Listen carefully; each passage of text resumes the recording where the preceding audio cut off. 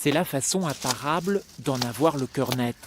En martelant l'arbre derrière son écorce au coup d'œil, le technicien forestier détermine si le frêne est atteint de calarrhose. Voilà.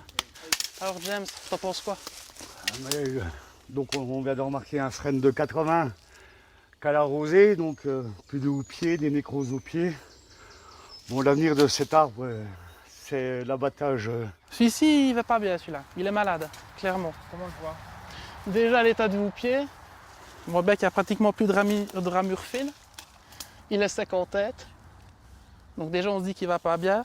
Et puis quand on regarde le pied, qu'on fait le tour, on voit bien qu'il est nécrosé au pied.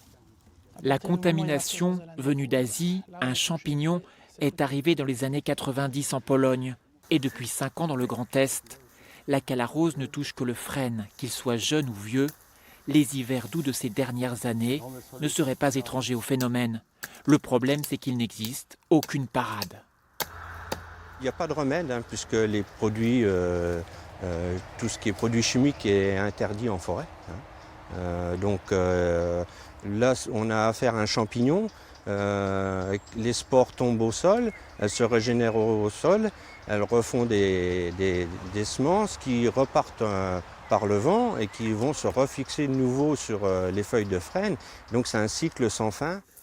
Le constat est amer. On voit ici l'avancée de la maladie du plus clair au plus foncé, jusqu'à un tiers des frênes contaminés. En France, plus de 30% d'entre eux souffrent de calarrhose.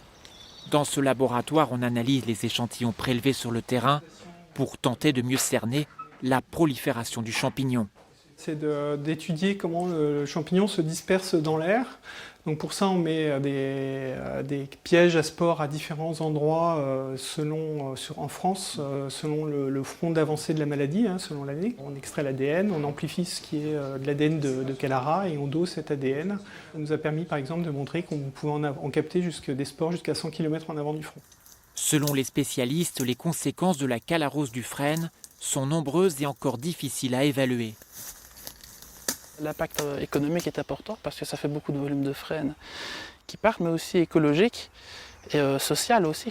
Parce que vous avez vu, on est en bord de route départementale, donc l'impact sur le paysage aussi va être important. Le frêne n'est pas la seule essence à être malade. L'épicéa est lui rongé par un insecte. Tout cela nous fait prendre conscience de la fragilité de nos forêts.